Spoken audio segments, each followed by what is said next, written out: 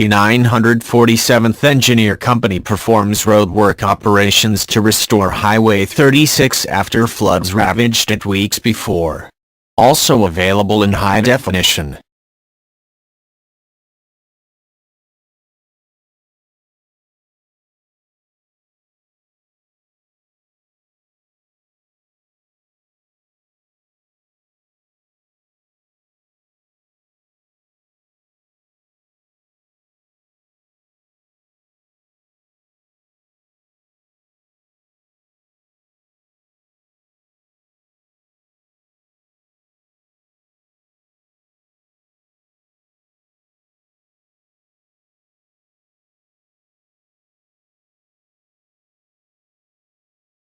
It's not going to be your typical 45 mile per hour, 50 mile per hour speed limit highway that's up the canyon, but just enough to where a passenger car can actually make it up the canyon.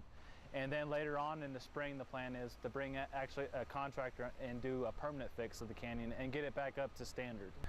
Right now, I mean, the worst conditions is some people have lost their homes completely. Some people are cut off. Right now, there's a town basically halfway between Estes Park and Lyons at Pinewood Springs, and it's completely cut off. There's no access to it. I mean, there's a few different ways in and out, but it's extremely difficult. So, for example, right now there's families that have their kids going to school in Estes Park, and every day they drive their kids up to, you know, the extent of the damage as far as they can drive, and then they walk their kids across basically a little foot trail, and the school bus picks them up on the other side.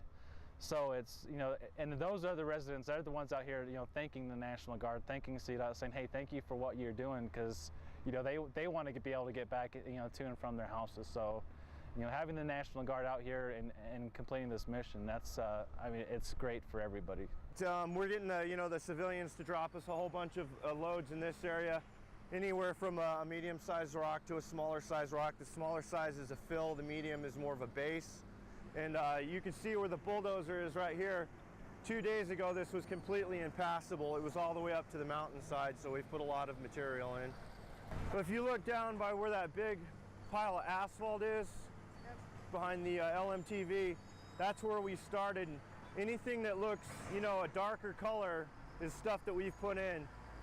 And like I said, you know, a few days ago, this was completely impassable. There was maybe 4 feet left of asphalt on the mountainside, so we've had to rip it completely up and lay everything new. So you guys got out here when the conditions were at their worst, right? Absolutely, absolutely. And the water, as you can see, is kind of gone down a little bit. You see that culvert down by where the LMTV, the water was up to just about the top of that culvert, so it's come down about 3 or 4 feet since we've been down here. What's it like to think of this place as you came here, how it looked, and how you're leaving it at the end of the training? Seeing the progress is amazing. It's just, it really is. Makes me real happy to know that we're actually getting these roads ready and passable before winter so these folks can go home. Being able to help out the people I've grown up with, the friends and family, you know, living in this area my entire life has just been amazing, and I just love doing it. That's why I joined. Everybody's just been so thankful. We're staying in Longmont, and a lot of the citizens that live up here are staying in the same hotel we are. Every night they stop us and thank us and tell us how great we're doing. You know, you get little old ladies that have been up here 40 years just crying their eyes out because they know that they're going to be able to eventually go home, you know. It's been really, really amazing.